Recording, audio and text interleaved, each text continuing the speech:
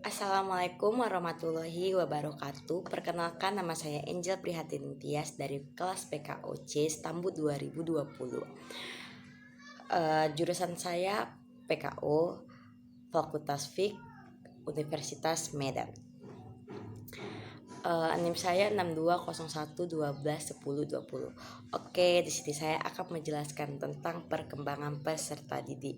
Saya tidak akan menjelaskannya secara detail karena saya juga masih maba, mahasiswa baru dan Stambut 2020 yang pembelajarannya itu selalu online ya, tidak pernah tatap muka dan kadang ada yang ngerti, ada yang nggak ngerti. Jadi mohon maaf kalau video saya atau penjelasan saya kurang detail atau kurang masuk ke otak Anda atau gimana, saya tidak tahu, mohon dimaafkan. Dan maaf perkataan saya yang tidak baku atau bahasa saya yang saya buat untuk bisa memikat Anda membuat video saya ini nyaman gitu.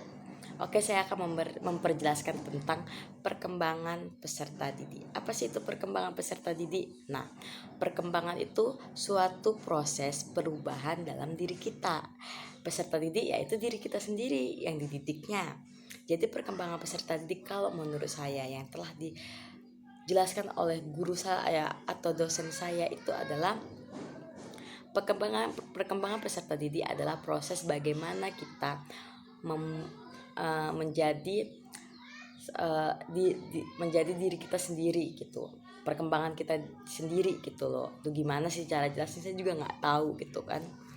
Jadi perkembangan peserta didik ini ada berbagai macam aspek-aspek gitu. Jadi aspek-aspek dalam perkembangan fisik itu ada sistem saraf, otot-otot, struktur tubuh atau otak. Itu perkembangan fisik. Ini contoh-contoh perkembangan fisiknya ya, perkembangan peserta didiknya ya. Perkembangan peserta didik itu yang saya tahu itu ada perkembangan fisik, kognitif, kognitif, perkembangan emosi, perkembangan bahasa, perkembangan bakat khusus bakat khusus.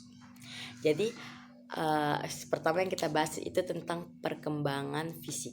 Perkembangan fisik itu ada hal-hal yang mempengaruhi perkembangan fisik, yaitu 1. Gizi, lingkungan, dan mempergaya gerakan dengan kegiatan fisik. Gizi, kalau kita makan dengan makanan yang sehat dan bergizi, insya Allah badan kita sehat dan terjauhi dari penyakit. Dan kalau lingkungan, kalau kita menghirup lingkungan yang bagus atau kita membersihkan daerah sekitar rumah atau kuliah kita dengan pokoknya kita membersihkan atau menghindari sampah-sampah, membuang sampah pada tempatnya, itu dapat membuat fisik kita itu baik karena terhindar dari kuman-kuman gitu. Dan yang ketiga itu memperkaya gerak dengan kegiatan fisik. Oke, pas sekali. Saya ini kan fakultas olahraga.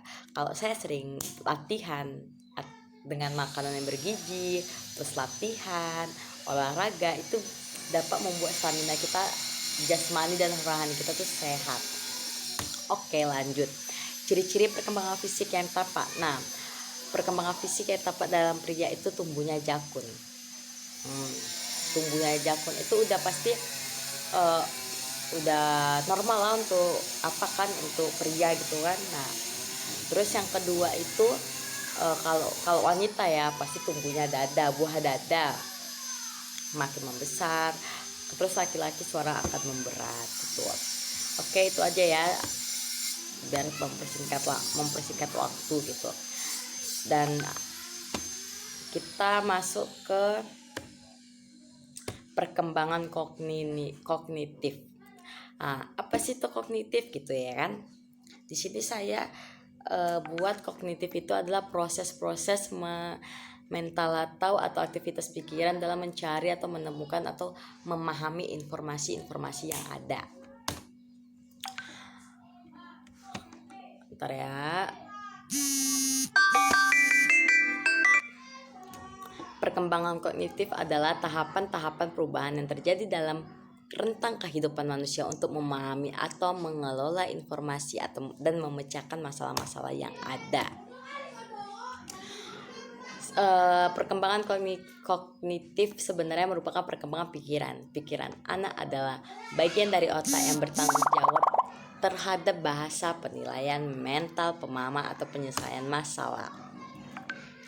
Tujuan kognitif ini sangat membantu dalam berpikir secara logis atau mampu mengadakan penalaran secara abstrak mengenai masalah-masalah aktual.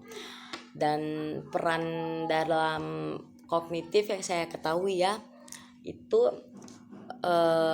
lebih menekan pengaruh bawaan karena kemampuan manusia untuk belajar terikat pada pertumbuhan syaraf-syaraf atau pematangan kognitif. Oke, saya sih nggak pernah tahu ya kognitif karena dosen saya ngasih tahu itu saya tentang perkembangan fisik tadi sih, tapi itu pun juga nggak bagus sekali ya kalau menurut saya kurang paham sih sebenarnya, cuman inilah ya saya agak pahamin dikit. Oke, jadi sebenarnya itu kognitif adalah salah satu ranah dalam taksonomi pendidikan. Secara umum, kognitif diartikan potensi intelektual yang berdiri dari tahapan pengetahuan, pemahaman, penerapan, analisa, sintesa, evaluasi. Kognitif berarti masalah yang mempengaruhi kemampuan untuk memperkembangkan kemampuan rasionalnya. Oke, sekarang kita masuk ke perkembangan emosi.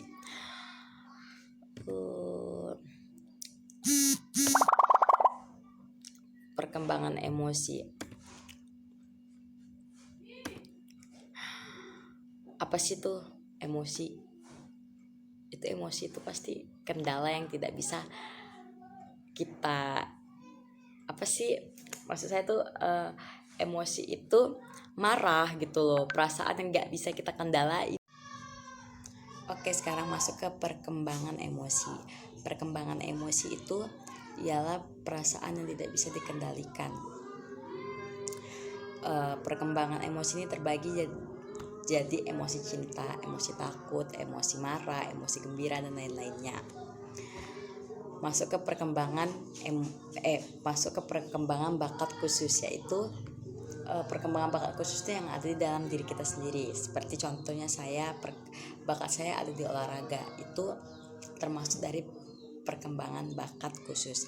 Dan masih ada dua lagi yaitu perkembangan sosial dan perkembangan bakat. Menurut saya perkembangan sosial itu bagaimana tingkah laku kita kepada masyarakat yang ada di sekitar kita. Dan perkembangan moral itu adalah tingkah laku atau perilaku kita terhadap lingkungan kita sendiri. Oke, sekian. Mohon maaf jika ada kata atau bahasa yang salah saya gunakan.